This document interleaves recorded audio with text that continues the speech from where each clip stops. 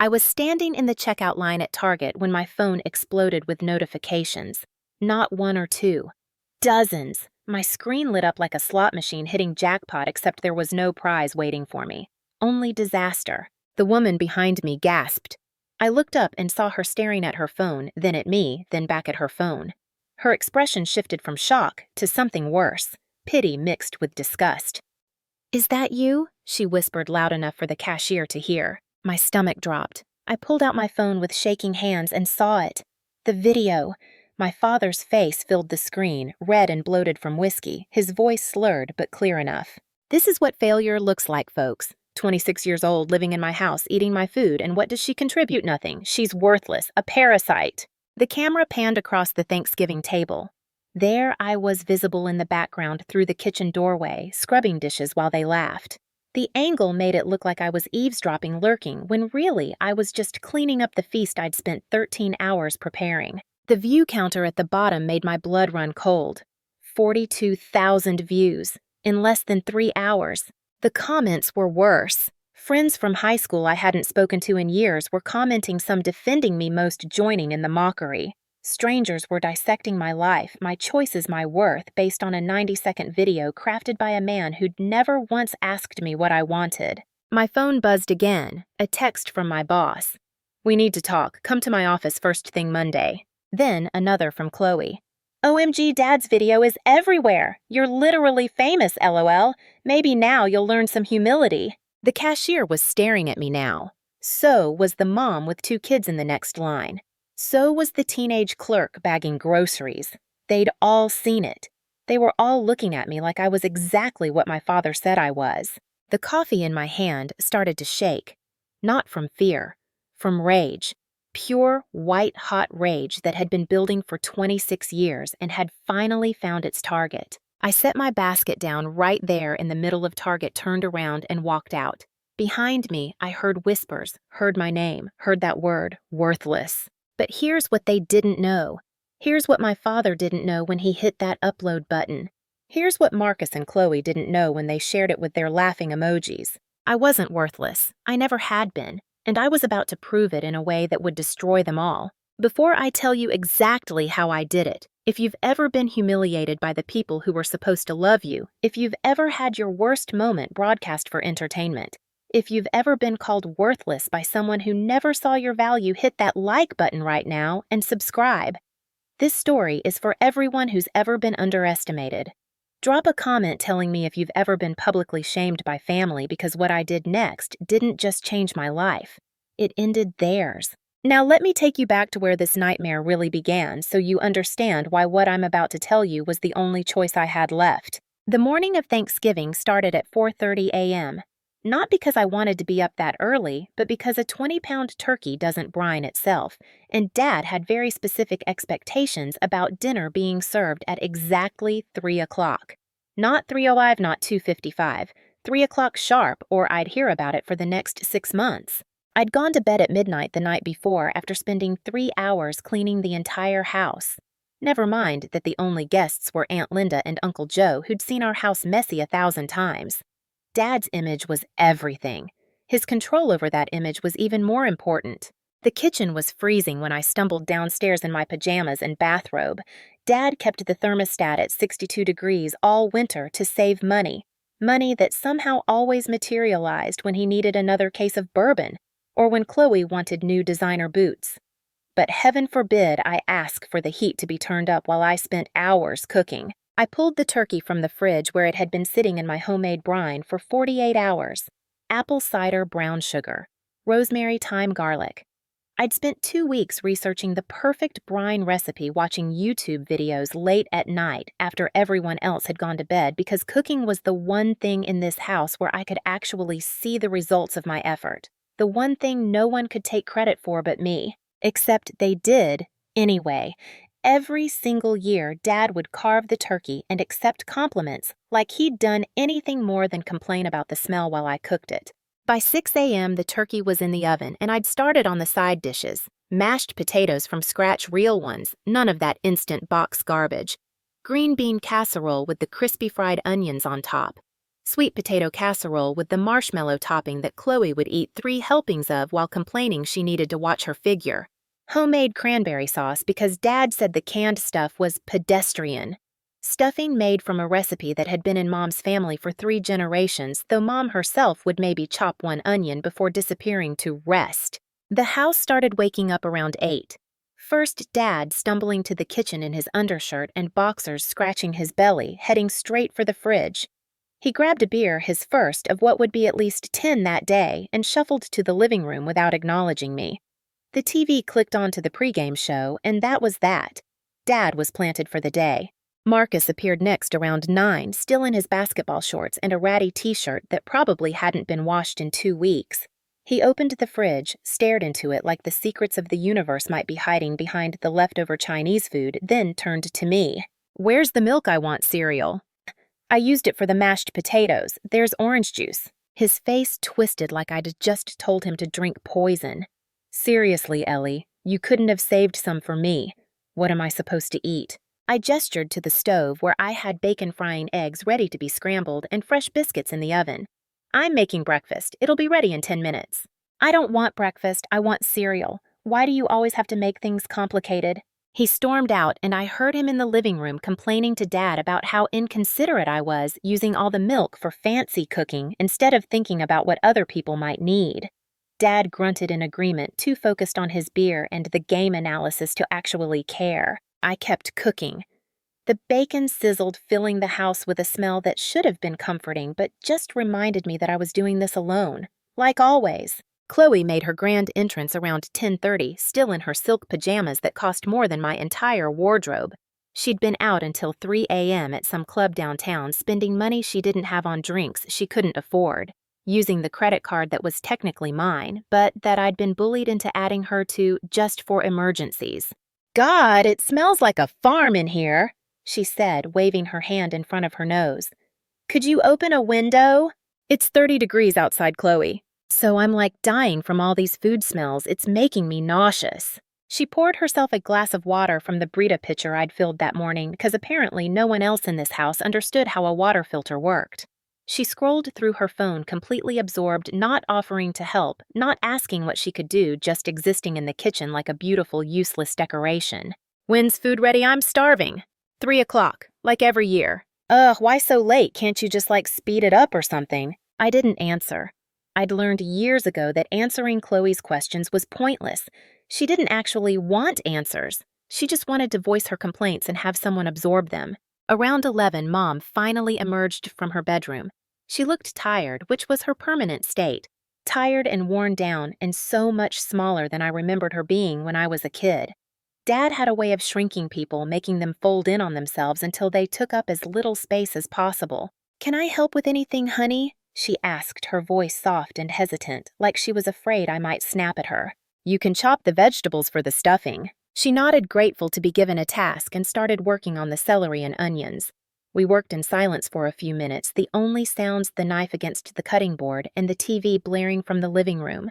"Your father's in a good mood today," she said quietly, like she was trying to convince herself. I glanced at the living room where Dad was yelling at the TV about a bad play, his face already flushed from the beer.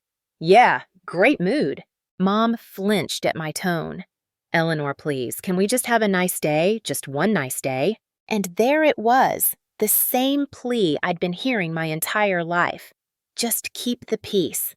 Just don't rock the boat. Just pretend everything is fine, and maybe if we all pretend hard enough, it will become true. "I'm trying, Mom." She squeezed my hand, her fingers cold and thin. "I know you are, sweetheart. You always try so hard." Then Dad called for her. Something about not being able to find the remote, even though it was probably right next to him on the couch. Mom dropped the knife and hurried out of the kitchen like she'd been summoned by the king himself. I kept cooking, alone, again. Aunt Linda and Uncle Joe arrived at 2:30 with a store-bought pumpkin pie and apologies for being late. They weren't late. They were early. But they apologized anyway because that's what you did in this house. You apologized for existing, for taking up space, for having the audacity to show up. Aunt Linda tried to help, really tried, but Dad called her into the living room to watch the best play of the season, and that was that. Uncle Joe offered, but I could see the fear in his eyes, the same fear everyone had around my father. The fear of saying the wrong thing, doing the wrong thing, being the next target of his carefully controlled rage. "I've got it," I told him. "Thanks, though." At 2:55, I started carrying dishes to the dining room table. The table I'd set that morning with the good china, the stuff we only used once a year. The stuff that was a pain to wash by hand because it was too delicate for the dishwasher. But of course it had to be used because what would Aunt Linda think if we used regular plates? I made 6 trips. Turkey on its platter, golden and perfect. Mashed potatoes, smooth and buttery.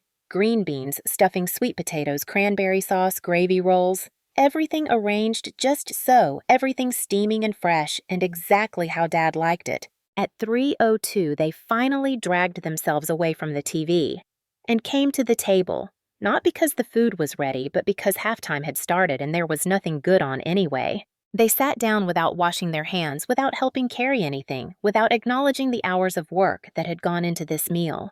Dad grabbed the carving knife and started cutting the turkey, big, dramatic strokes like he was performing surgery. "Beautiful bird," Uncle Joe said because someone had to say something. "I do what I can," Dad replied like he'd had anything to do with it beyond buying it at the grocery store. We ate in relative silence. Dad made comments about the game. Marcus scrolled on his phone until Dad told him to put it away. Chloe pushed her food around her plate, eating tiny bites and announcing every few minutes that she was so full, despite having eaten maybe 4 forkfuls. Aunt Linda complimented the stuffing. I thanked her.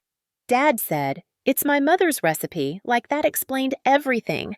Never mind that I'd made it, that I'd gotten up at 4:30 to make it, that I made it every year and would make it next year and the year after that until I died or escaped, whichever came first." After dinner, they all retired to the living room for the second game. Chloe took her 4th helping of sweet potato casserole with her still claiming she couldn't eat another bite. Marcus grabbed 3 rolls and the last of the good turkey meat. Dad took his whiskey upgraded from beer now that the guests were leaving. Aunt Linda and Uncle Joe made their excuses around 5. They had another dinner to get to. They said, though, we all knew they just wanted to leave before Dad got too drunk and too mean. Before the holiday cheer wore off and the real Richard Vance came out to play, Mom walked them to the door, thanked them for coming in, that apologetic way she had, like she was sorry they'd had to endure this. I watched from the kitchen doorway as they hugged her as Aunt Linda whispered something in her ear that made Mom's eyes water. Then they were gone and it was just us again, the Vance family, together at last. I spent the next 2.5 hours cleaning, scraping plates, wrapping leftovers, washing dishes by hand because the delicate china couldn't go in the dishwasher, and somehow that had become my problem. My hands turned red and raw under the hot water. My back ached from standing. My feet throbbed in the cheap canvas shoes I'd bought at Walmart because I couldn't afford anything better after paying Dad's portion of the electric bill last month. From the living room, I could hear them, laughing at something on TV, making jokes I couldn't quite hear but could guess the punchline to, having fun while I worked. It had been this way my whole life, and suddenly standing there with my hands in sudsy water, I couldn't remember why I kept doing this, why I kept showing up, why I kept trying to earn love from people who saw me as nothing more than free labor. Around 7:30, I finished. The kitchen was spotless, every dish clean and put away, every surface wiped down, the leftovers neatly labeled and stacked in the fridge. I was exhausted, dead on my feet, but I thought maybe now we could do something together. Watch a movie, play a game, just exist in the same room as something other than a servant and the people she served. I walked into the living room drying my hands on a dish towel. Dad was sprawled in his recliner, his 4th whiskey of the evening balanced on his belly. Marcus was on his phone again texting someone and smiling in a way he never smiled at home. Chloe was on the couch taking selfies with her face positioned at that angle that supposedly made her look thinner.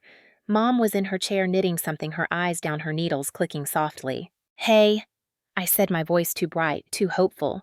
"Anyone want to watch a movie or something?" No one answered. It was like I hadn't spoken at all. "Hello, did anyone hear me?" Dad glanced up, his eyes slightly unfocused. "We're watching the game." "The game's over, it's just commercials." "The post-game show is the best part. Why don't you go do something useful?" "Something useful?" After 13 hours of cooking and cleaning, after spending my entire day making sure everyone else was comfortable and fed and happy, I still hadn't done anything useful. I just thought it might be nice to spend some time together. Marcus laughed without looking up from his phone. We've been together all day, Ellie. God, you're so needy. Needy. I was needy for wanting my family to acknowledge I existed. That's when Dad pulled out his phone. I saw him open Facebook, saw him switch to video mode, and I felt something cold settle in my stomach. Richard, what are you doing? I asked, the dish towel still in my hands. He pointed the camera at me, and I saw myself on his screen. Tired. Messy hair from cooking all day. Wearing the same clothes I'd been in since 4:30 that morning. Holding a dish towel like some kind of 1950s housewife. Just documenting the help, he said loud enough that I knew he wanted me to hear. Then, to the camera, to whoever was watching. This is what failure looks like, folks. 26 years old, living in my house, eating my food, and what does she contribute? Nothing. She's worthless. A parasite. The room swam. I heard Chloe giggle, saw Marcus glance up and smirk before going back to his phone. Mom's knitting needles stopped clicking, but she didn't say anything. She never said anything. Dad, stop. Please stop. Stop what I'm just telling the truth. You think you're going to make something of yourself, but look at you. You're nothing. You'll always be nothing. He panned the camera around the room, showing Marcus and Chloe, showing Mom, showing the whole setup like he was giving a tour. This is my house. These are my children. Well, 2 of them are. The third one's just here, taking up space. Something inside me snapped. Not broke. Snapped. Like a rubber band stretched too far too long, finally letting go. I crossed the room in 3 steps, grabbed his phone out of his hand, and threw it as hard as I could. It hit the wall and exploded into pieces. Glass and plastic scattered across the floor like shrapnel.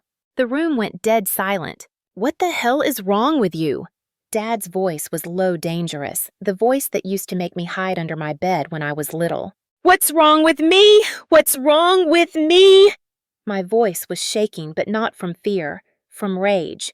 Pure, righteous rage. You just called me worthless on Facebook Live. You just told the entire world that I'm a parasite. What the hell is wrong with you? I gave you a roof over your head. I fed you. I raised you. I pay rent. I've been paying rent since I was 18. I buy the groceries. I pay half the utilities. I do all the cooking and cleaning, and you treat me like I'm your slave. Dad stood up, and for a moment I thought he might hit me, but he just swayed there drunk and angry and pathetic. You're an ungrateful little bitch. Get out of my house. Gladly. I stormed to my room, yanked my duffel bag from the closet, and started throwing things in. Clothes not caring if they matched or if they wrinkled. My laptop, my charger, the shoebox under my bed where I kept my important documents, birth certificate, social security card, the secret savings account statements I'd been hiding from everyone. My hands were shaking so badly I could barely zip the bag. 26 years. 26 years of trying to be good enough, trying to earn their love, trying to prove I was worth something, and what did I have to show for it? A viral video calling me worthless.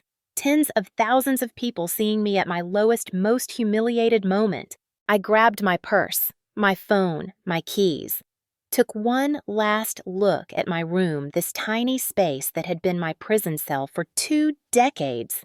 The walls were still covered in posters from high school because I'd never been able to afford to redecorate.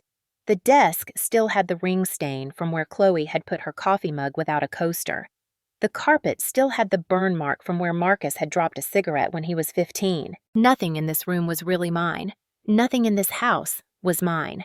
I'd just been borrowing space, borrowing air, borrowing the illusion that I belonged here. I walked back through the living room. They were all still there, frozen like some twisted family portrait. Dad in his chair, fists clenched. Marcus on the couch, phone down for once, actually paying attention. Chloe with her mouth hanging open, her selfie forgotten. Mom still in her chair, tears streaming down her face, but silent, always silent. I'm leaving, I said to the room. You'll be back, Dad said. You always come back. You've got nowhere else to go. I met his eyes, those bloodshot, hateful eyes. Watch me. I walked out the front door into the November cold, still wearing just my cooking clothes, no jacket, no plan. Just keys in my hand and a duffel bag over my shoulder, and the absolute certainty that I would never, ever come back to this house. My car was parked on the street. I threw my bag in the back seat and sat in the driver's seat, hands on the steering wheel, not starting the engine, just breathing, in and out, trying to process what had just happened. My phone buzzed, a text from Chloe. "Drama queen, come back and apologize to Dad." Then Marcus. "Way to ruin Thanksgiving, Ellie. Real mature." Then notifications from Facebook, people tagging me, people commenting, people watching the video that Dad had managed to live stream before I'd grabbed his phone. I checked. The video was still up, still live, still broadcasting my humiliation to the world. I could see the view count climbing, 800, 900, 1,000, 1,500. The comments were brutal. "What a loser. Still living at home at 26? She looks exactly like a failure. I'd be embarrassed too if that was my daughter." My throat tightened, my vision blurred. But I didn't cry.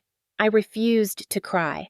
I'd done enough crying for these people. I'd shed enough tears trying to earn something that should have been given freely. Instead, I called Aunt Sarah. She answered on the second ring, and I could hear noise in the background.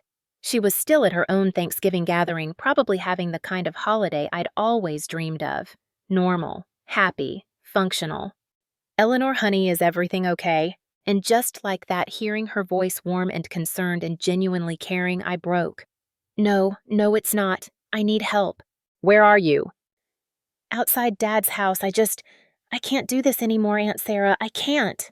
"Stay right there. I am leaving right now. Don't move. Don't go anywhere. I'm coming to get you." She was there in 12 minutes. I watched her car pull up behind mine, watched her get out in her nice Thanksgiving outfit, heels clicking on the pavement as she rushed to my window. I opened the door and she pulled me into a hug that smelled like pie and perfume and safety. "You did the right thing," she whispered. "Whatever happened, whatever you did the right thing leaving." "He called me worthless. On Facebook Live, he called me a parasite." She pulled back her hands on my shoulders, her face fierce.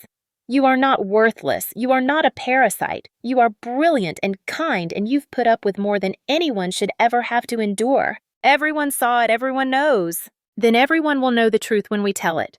But first, let's get you somewhere safe. Follow me to my house." I nodded, not trusting my voice. She squeezed my hand once more, then got back in her car. I followed her through the streets of our small town, past the houses with their warm lights and their happy families, to her house on the nice side of town. The side where people had money and stability and didn't call their children worthless on social media. Uncle David was waiting on the porch when we pulled up. He must have left his own gathering too, must have dropped everything the moment Aunt Sarah called. He took my bag from my car, wrapped an arm around my shoulders, and guided me inside like I was something precious and fragile. "Guest room's ready," he said softly. "Fresh sheets, clean towels. You take all the time you need, Eleanor." The guest room was perfect. Soft yellow walls, a fluffy white comforter, blackout curtains, a reading lamp on the nightstand. It looked like something from a magazine, warm and welcoming, and nothing like the room I'd just left. "We'll talk in the morning," Aunt Sarah said, tucking a strand of hair behind my ear like I was a child again. "For now, just rest. You're safe here." They left me alone, closing the door softly behind them. I sat on the edge of the bed, still in my cooking clothes, still smelling like turkey and stuffing, and pulled out my phone. The video had 42,000 views. 42,000 people had watched my father humiliate me. 42,000 people had seen me at my most vulnerable, most defeated moment. But then I started reading the comments more carefully. Yes, there were the cruel ones, the mocking ones, the ones that agreed with my father. But there were others too. "This is abuse. Someone check on this girl. Imagine treating your kid like this and putting it online. This man is disgusting. I hope she leaves and never looks back. This is toxic AF. Anyone know who this is? Someone needs to help her." The tides were turning. Slowly, but they were turning. People were starting to see what I'd been living with, what I'd been enduring. The video that was meant to humiliate me was becoming evidence of something else entirely. I switched to my banking app, my heart pounding. The joint account with Chloe showed a balance of $127. There should have been over $2,000. I'd deposited $800 from my last paycheck just a week ago. I went through the transaction history and felt sick. Sephora, $437. Nordstrom, $583. Some boutique called Luxe, $628. All Chloe. All in the last 5 days. She'd spent my entire paycheck on makeup and clothes while I'd been scraping together money for groceries. That's when I decided, right there, sitting on that guest bed in my aunt's house, I decided I was done being the victim. Done being the doormat. Done letting them take everything from me. I transferred the remaining $127 to my personal checking account. Then I logged into my savings account, the one I'd kept completely secret, the one that had $25,847.23 in it. 8 years of saving. 8 years of putting away every dollar I could spare, dreaming of the day I'd have enough to escape. I transferred it all to a new account at a completely different bank. First National, where Dad did his banking, where he'd somehow gotten access to everything that was supposed to be mine, was done. I opened an account at Credit Union West on my phone, transferred every penny, and closed my old accounts. Then I removed Chloe from the joint account and closed it too. Locked her out of my money forever. My phone immediately started buzzing. A call from Chloe. I declined it. A text, WTF Ellie, the account is closed. Another call, another decline. Text after text flooded in. You bitch! How could you? I need that money. You're so selfish. I turned off my phone and went to take a shower. The bathroom attached to the guest room was nicer than any bathroom I'd ever used. Clean white tiles, fluffy towels that actually dried you instead of just moving water around a shower with good water pressure and a door that closed properly. I stood under the hot water until it ran cold, washing away the smell of turkey and humiliation, watching the day circle down the drain. When I finally got out, I felt raw and new, like I'd shed a skin I'd been wearing too long. I climbed into bed in the pajamas Aunt Sarah had left folded on the dresser soft flannel that still had the tags on. She must have bought them just for me, must have kept them here, hoping that someday I'd need them. That thought made me cry for the first time that day, but they were different tears. Not tears of pain or shame, but tears of gratitude that someone somewhere had been waiting to catch me when I finally fell. I didn't sleep much that night. I lay in the dark, watching shadows move across the ceiling, my mind racing through everything that had happened, everything that would happen next. Around 3 a.m., I got up and pulled out my laptop. I needed to know how bad the damage was, how viral the video had gone, what people were saying. The view count was at 127,000 now. The video had been shared 300-400 times. My name was trending on local Twitter. Someone had started a Reddit thread dissecting the video frame by frame, analyzing the dynamics, calling out my father's abuse. But here's what I didn't expect: the backlash against him was massive. Someone had identified him, found his employer. People were calling the company, leaving reviews demanding he be fired for his behavior.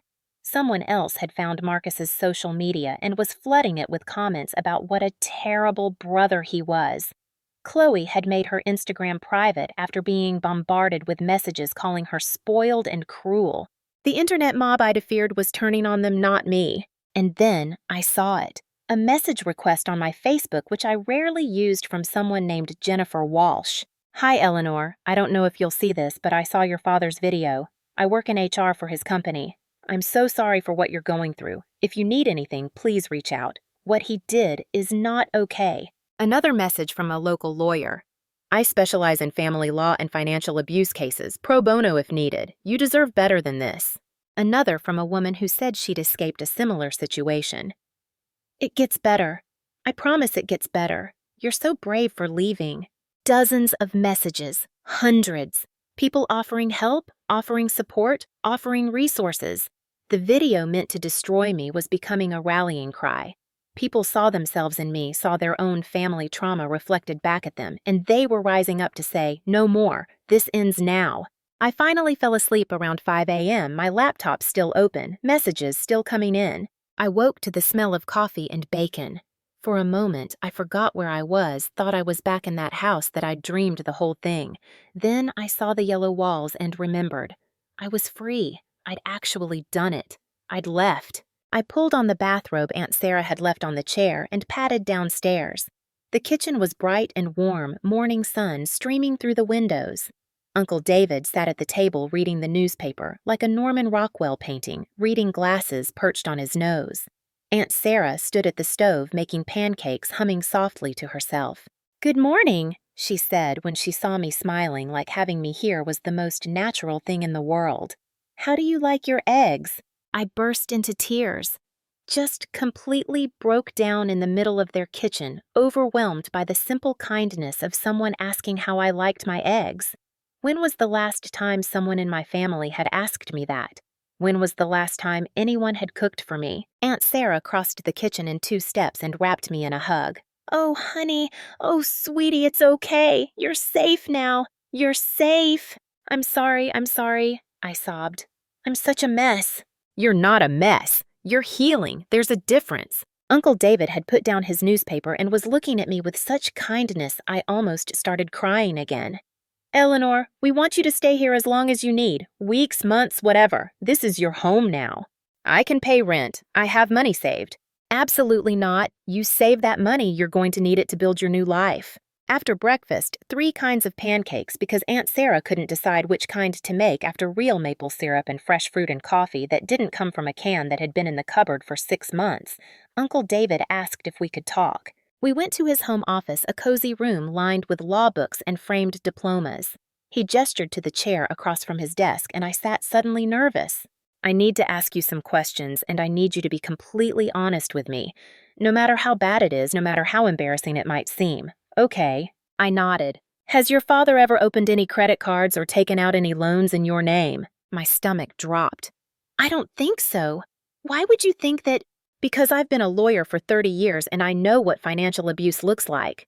The way he was talking in that video, the way he's treated you, the fact that you've been paying rent and bills in his house. Men like your father don't stop at emotional abuse. They take it further, so I'm asking you to check with me. Right now. Let's pull your credit report." It took 20 minutes to get through to all 3 credit bureaus, but finally we had my credit reports printed out and spread across his desk. Uncle David read through them methodically, his frown deepening with each page. "Son of a bitch," he muttered, which shocked me because I'd never heard him curse before. What is it?" He turned the papers toward me, pointing at 2 entries. "These 2 credit cards. Did you open these?" I looked at the details. Capital One opened June 2019. Chase Freedom opened August 2019. Both when I was 21. Both at an address I'd never lived at. Both with balances and payment histories. "I've never seen these before. These are fraudulent. Someone forged your signature and opened these in your name. And given the address and the timing, I'd bet my license it was your father." The room started spinning. "How much?" "The Capital One has a current balance of $2,400. $100. The Chase was closed, but it shows 36 months of late payments before that. Eleanor, this has destroyed your credit score. You're probably sitting around 580 right now. Can we fix it?" "Yes, but it's going to require filing a police report for identity theft. It's going to require pressing charges against your father. Are you ready for that?" I thought about the video. About 127,000 people watching me be called worthless. About 8 years of savings. About Chloe spending my money on makeup while I wore shoes from Walmart. About Marcus laughing while I cleaned up after him. About Mom standing by and letting it all happen. "Yes, let's destroy him." Uncle David smiled, and it wasn't a nice smile. It was the smile of a lawyer who'd just been handed an airtight case. "Good, let's get started." We spent the rest of the morning documenting everything. Every instance of financial abuse I could remember. Every time Dad had borrowed money and never paid it back. Every time Chloe had used the joint account as her personal shopping fund. Every time I'd paid bills that weren't mine to pay. Around noon, my phone rang. I'd turned it back on to get 2-factor authentication codes for the credit bureaus, and immediately it had been flooded with missed calls and messages. This call was from a number I didn't recognize. "Hello. Hi, is this Eleanor Vance?" "Yes, who's this?" "My name is Detective Sarah Peterson with the Riverside County Sheriff's Department. I've been assigned to investigate a report of identity theft and financial fraud that was filed this morning by David Chin on your behalf.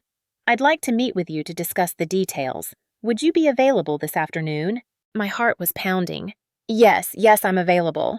We set up a meeting for 2 p.m. at the sheriff's station. Uncle David drove me and Aunt Sarah came along for moral support. The station was small, just a handful of desks in an open room that smelled like burnt coffee and old paper. Detective Peterson was a woman in her 50s with kind eyes and a no-nonsense handshake. "Thank you for coming in," she said, leading us to an interview room. I want you to know that we take these cases very seriously. Identity theft, especially by a family member, is a serious crime. I need you to tell me everything starting from the beginning." So I did. I told her about growing up in that house, about being treated like a live-in maid, about the financial exploitation that had been going on for years. I told her about the credit cards, about the loans, about the joint account with Chloe. I told her about the video, about the humiliation, about finally finding the courage to leave. She took notes the entire time, stopping occasionally to ask clarifying questions. When I finished, she sat back and sighed. "I'm going to be straight with you, Eleanor. This is one of the worst cases of family financial abuse I've seen. We're talking multiple counts of identity theft, fraud, forgery, and financial exploitation. With the evidence you and Mr. Chin have provided, plus the video your father so helpfully posted online, we have more than enough to bring charges." What happens next? We arrest him. We build a case. We go to trial if necessary. And you get to start rebuilding your life. How long will it take? The criminal case could be 6 months to a year. But Mr. Chin tells me he's also filing a civil suit for damages. That's separate and that you'll likely win much faster, especially with how much attention this case is getting online. She wasn't kidding about the attention. By the time we left the sheriff's station, the video had over 200,000 views. It had been picked up by several local news stations. A reporter had actually called Uncle David's office asking for a comment. "Do you want to talk to them?" he asked me on the drive home. "No, I don't want this to be about revenge or attention. I just want justice." Smart girl. But the media wasn't done with the story. That evening, a local news station ran a segment about the video. They didn't use my name, but they showed clips of it, talked about the growing trend of parents abusing their children on social media for likes and views. They interviewed a psychologist who explained the long-term effects of this kind of emotional abuse. The comments on the station's Facebook page were overwhelmingly supportive. "I hope she sues. That father should be in jail. This is child abuse even if she's an adult." I watched the segment from the couch in Aunt Sarah's living room, wrapped in a blanket, eating real food that someone else had cooked. It felt surreal. 24 hours ago, I was scrubbing dishes in my father's kitchen, absorbing his abuse like it was weather I couldn't control. Now I was in a safe place with people who loved me, watching the world rally to my defense. My phone buzzed, a text from an unknown number. "This is your mother. I need to talk to you, please." I showed it to Uncle David. He frowned. "Do you want to talk to her?" "I don't know. Part of me does. Part of me never wants to speak to her again." "You don't have to decide right now. Take your time." But 10 minutes later, Mom called. I let it go to voicemail. Then she called again. And again. On the 4th call, I answered. "What do you want, Mom?" "Eleanor." Her voice was small and broken. "Eleanor, I'm so sorry. I should have protected you. I should have stopped him years ago." "Yes, you should have. I know. I know I failed you, but I need you to know something. I need you to hear this from me, not from the police or your uncle." My whole body tensed. "What?" She started crying deep, gasping sobs that sounded like they were being torn from her chest. "The credit cards weren't the only thing. There's more, so much more." "Tell me." "When you turned 14, I got a part-time job at the library. Your father didn't know about it. I told him I was volunteering. Every paycheck I put money into a savings account for you. I wanted you to have something when you graduated high school, something to help you get out, start your own life." "Mom, what did you do?" "I didn't do anything. He did. When you turned 21, he found the account. I don't know how. Maybe he went through my things, but he found it and he forged your signature and he took it all." "How much?" Her voice dropped to a whisper. $18,000. I couldn't breathe. The room was spinning. $18,000. 7 years of her secret work. 7 years of her trying in the only way she knew how to help me. And he'd stolen it. "There's more," she continued. "He borrowed money from your Aunt Linda, told her you were sick, that you needed it for medical bills. $5,000. He borrowed from the Johnsons next door, said you needed emergency tuition. $3,000. He's been using your name for years, Eleanor. Taking out payday loans, borrowing from friends, family, coworkers. I don't know the total, but it's tens of thousands of dollars." "Why are you telling me this now?" "Because I'm leaving him. I'm filing for divorce, and I'm going to testify to everything I know. I'm going to help you get justice, even if it destroys what's left of this family." It's already destroyed, Mom. It was destroyed a long time ago. We just pretended it wasn't. I know. I'm so sorry I let it get this bad. I'm so sorry I wasn't strong enough to protect you. What changed? Why now? I saw the video. I watched him call you worthless, watched him humiliate you in front of the world, and I realized I'd been enabling him. I'd been standing by while he destroyed you, and I couldn't do it anymore. I just couldn't. Are you safe? Is he going to hurt you if you leave? I'm at your Aunt Linda's house. I packed a bag this morning while he was at work. I'm not going back. Good. Stay there. Uncle David can help you file for divorce. Eleanor, I don't expect you to forgive me. I don't deserve your forgiveness. I just needed you to know that I'm going to make this right.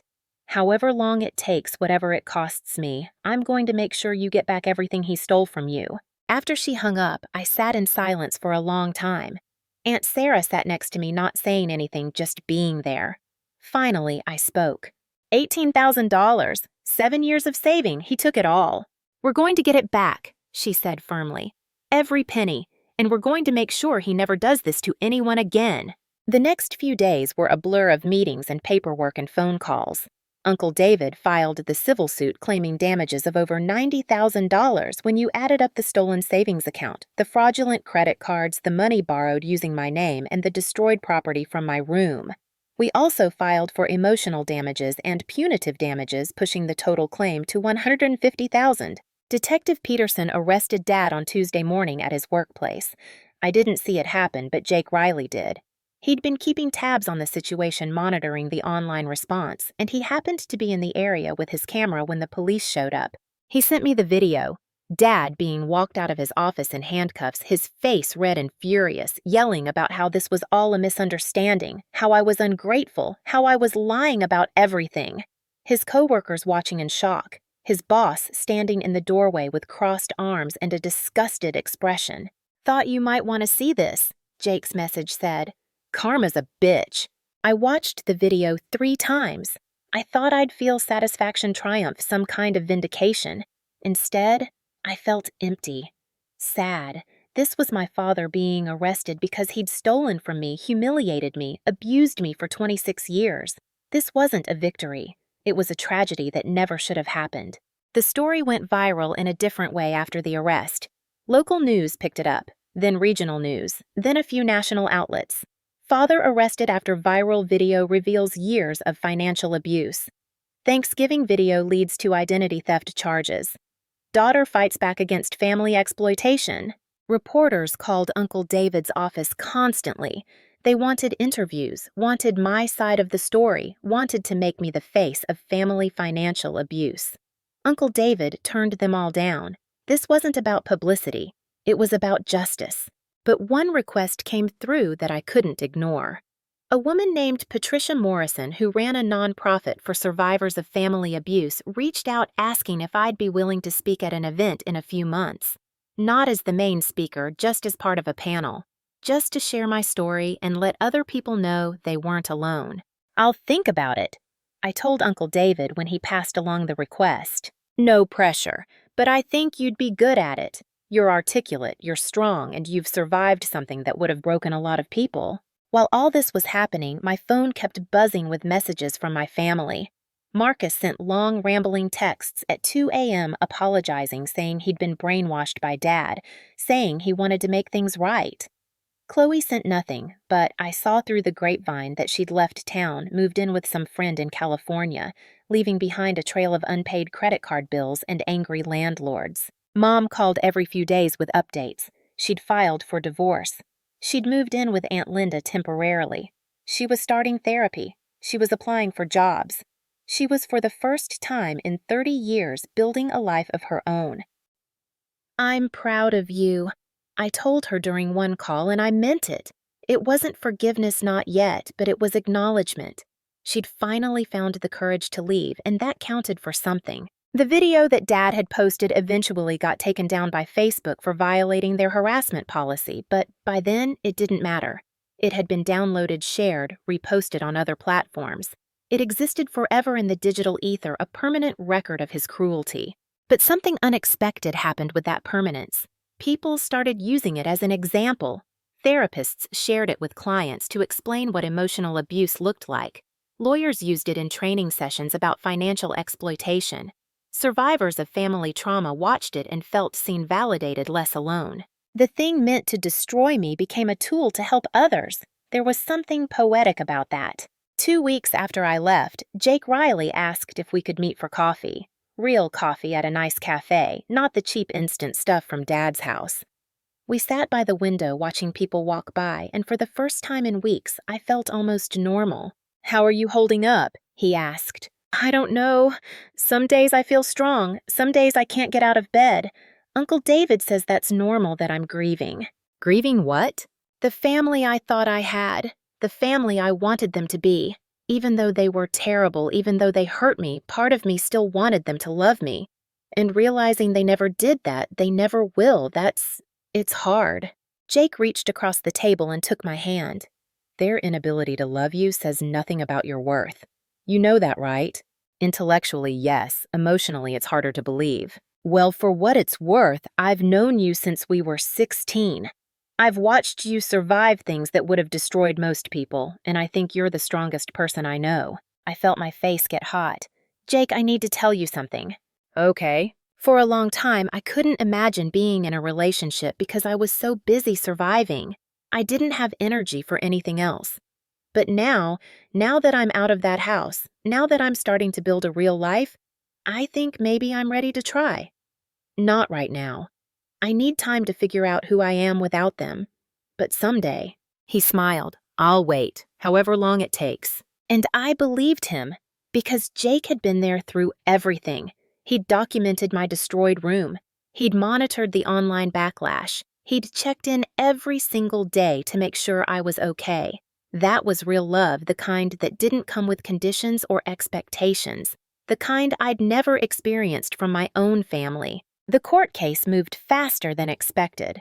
With Mom's testimony, with the physical evidence, with the viral video showing Dad's character, the prosecution had everything they needed. Dad's lawyer tried to argue that it was a misunderstanding, that the credit cards were opened with my permission, that I was just bitter about having to contribute to the household. But then they showed the video. They played it in court in front of a judge and jury and watched Dad call me worthless, call me a parasite, humiliate me in front of 200,000 people. They showed the messages from Marcus and Chloe mocking me. They showed the photos of my destroyed room. They showed the bank statements proving I'd been paying rent and utilities for years. The jury deliberated for 3 hours. They found him guilty on all counts: identity theft, fraud, forgery, financial exploitation. The judge was a woman in her 60s who looked at my father with open disgust. "Mr. Vance, in 30 years on the bench, I have never seen such systematic, calculated abuse of a child. The fact that you filmed yourself committing emotional abuse and posted it publicly shows a level of entitlement and cruelty that is truly disturbing. I'm sentencing you to 3 years in state prison, followed by 5 years of probation. You are also ordered to pay full restitution to Ms. Vance in the amount of $97,000, plus an additional $50,000 in emotional damages and punitive penalties. Your assets, including your home, will be liquidated to cover these costs." Dad's face went purple. He tried to speak to argue, but his lawyer pulled him back down. It was done. Justice, real justice, had finally been served. I sat in the courtroom gallery between Uncle David and Mom, and I felt nothing. Not triumph, not satisfaction, just a vast echoing emptiness where all that pain used to live. After the sentencing, reporters swarmed the courthouse steps. Uncle David gave a brief statement on my behalf. "Justice has been served today. Ms. Vance is grateful to the court, to law enforcement, and to everyone who supported her through this difficult time. She's ready to move forward with her life." I didn't speak. I just stood there, flanked by the people who actually loved me, and watched my father be led away in handcuffs for the second time. He didn't look at me, didn't apologize, didn't acknowledge me at all. Even now, even after everything, I was still invisible to him. But I was done being invisible to myself. The house sold quickly. It was a nice neighborhood despite everything that had happened inside those walls. A young family bought it, a couple with 2 small kids who were excited about the big backyard and the good school district. I hoped they'd be happy there. I hoped they'd fill it with laughter and love and all the things it should have had, but didn't. The money from the sale, combined with Dad's other assets and his forced payments, came to $143,000. After legal fees and court costs, I received a $127,000. $127,000. It wasn't about the money, not really, but it represented acknowledgement.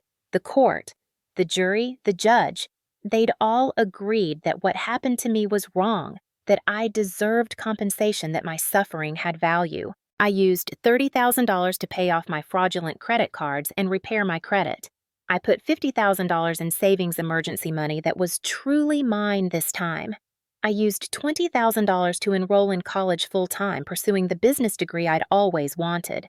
And I used $10,000 to put a down payment on a small one-bedroom apartment in a nice part of town.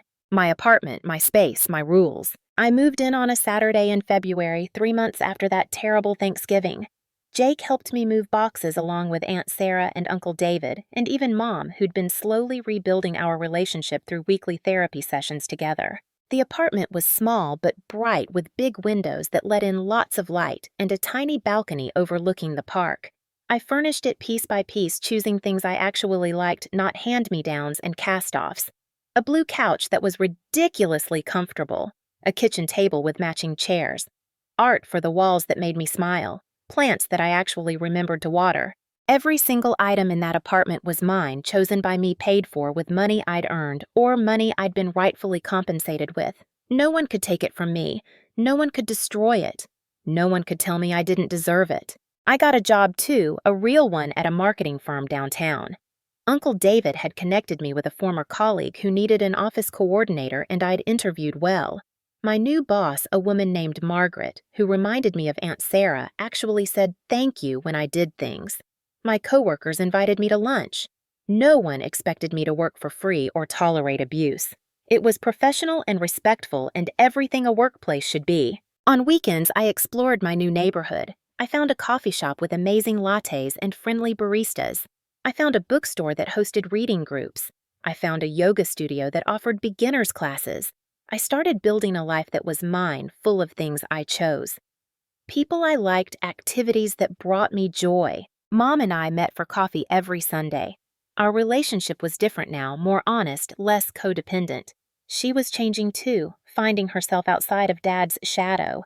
She'd gotten a job at the library again full-time this time, and she talked about books and patrons and her co-workers with an enthusiasm I'd never heard before. She was lighter somehow, like she'd been carrying a weight for 30 years and had finally put it down. "I'm so proud of you," she told me one Sunday. "Look at you. Look at what you've built." "I'm proud of you too, Mom. You got out. That takes courage." "I should have done it years ago. But you did it. That's what matters." We both knew our relationship would never be what it should have been. Too much had happened. Too much hurt had been left unaddressed for too long. But we were building something new, something more authentic. It wasn't a mother-daughter relationship, not really. It was two survivors learning to be friends. Marcus reached out 6 months after the trial. He'd moved to another state, gotten into therapy, started working on himself. He sent me a long letter, handwritten, apologizing for everything.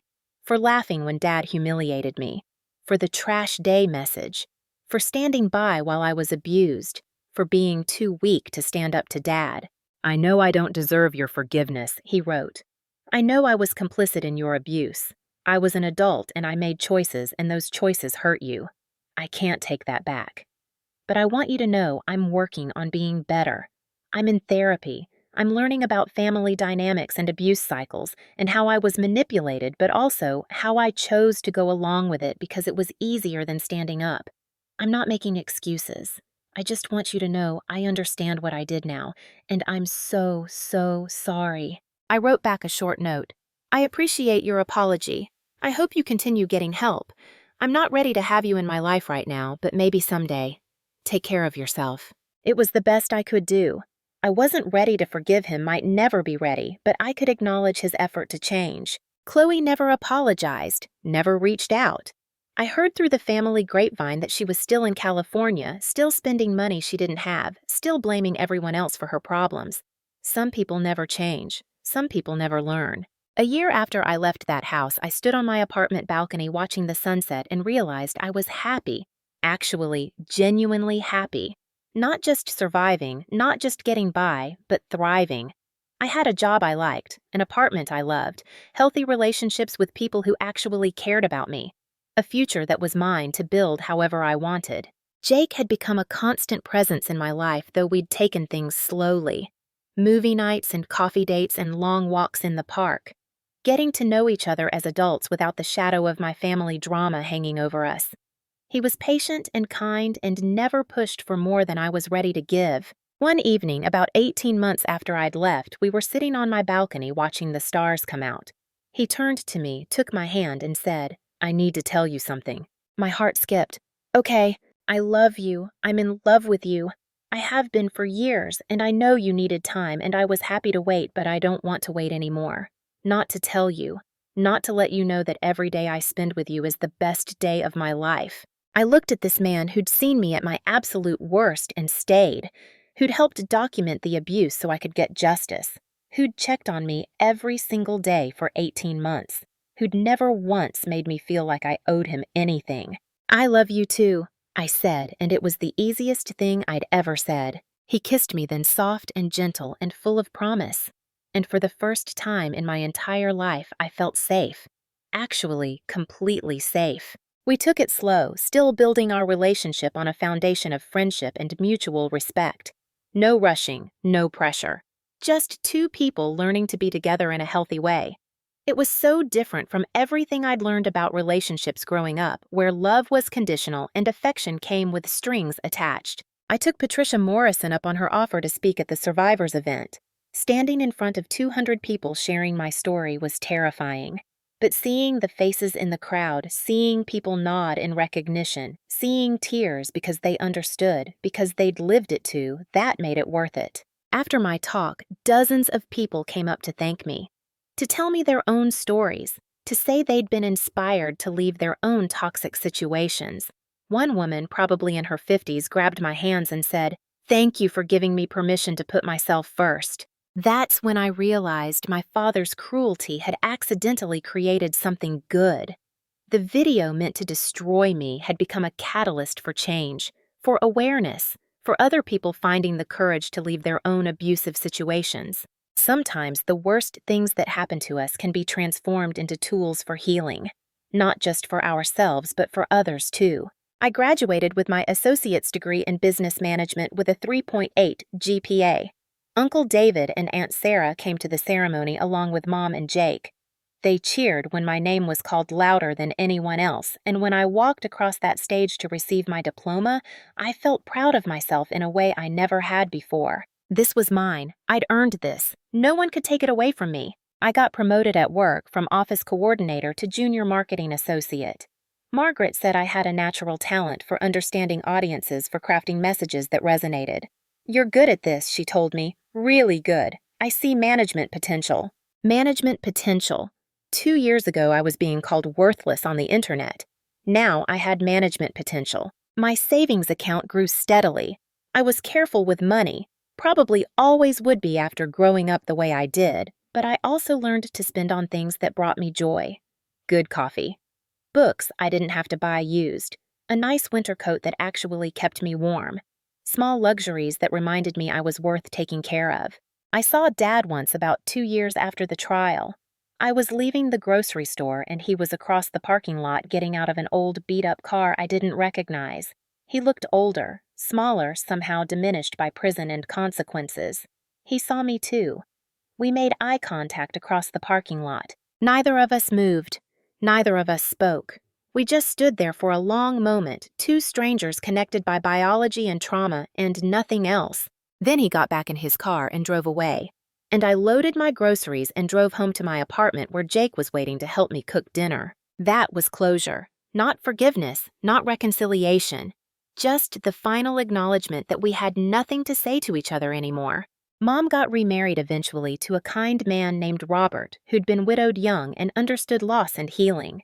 They had a small ceremony at a park, just close family and friends, and I stood beside her as her maid of honor. She looked happy, really happy, laughing in a way I'd never seen her laugh before. "Thank you," she whispered to me before walking down the aisle. "For being strong enough to leave, for showing me it was possible.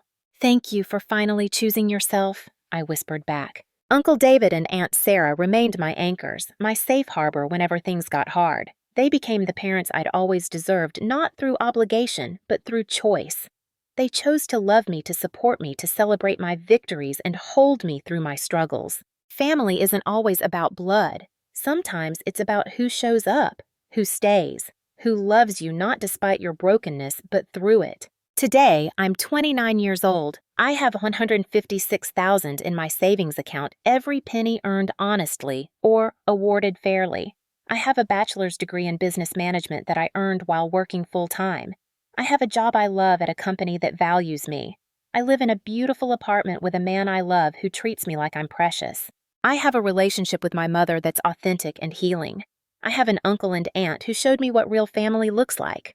I have friends who actually care about me, not what I can do for them. Most importantly, I have myself. I know who I am now, independent of anyone else's opinion. I know what I deserve. I know what I won't tolerate. I know that my worth isn't determined by how much I can sacrifice or endure. Sometimes people ask me if I regret how things turned out, if I wish I'd handled it differently, if I'm sad about losing my family. Here's what I tell them. You can't lose something you never really had. What I thought was family was actually a hostage situation. What I thought was love was actually exploitation. I didn't lose anything when I left. I gained everything. Was it hard? God, yes. The hardest thing I've ever done. Some mornings I still wake up with that familiar anxiety, that voice in my head saying, I'm not enough, I'm not doing enough, I need to try harder. But those mornings are fewer now, and I have tools to fight those thoughts. And I have people who remind me that voice is lying. Was it worth it?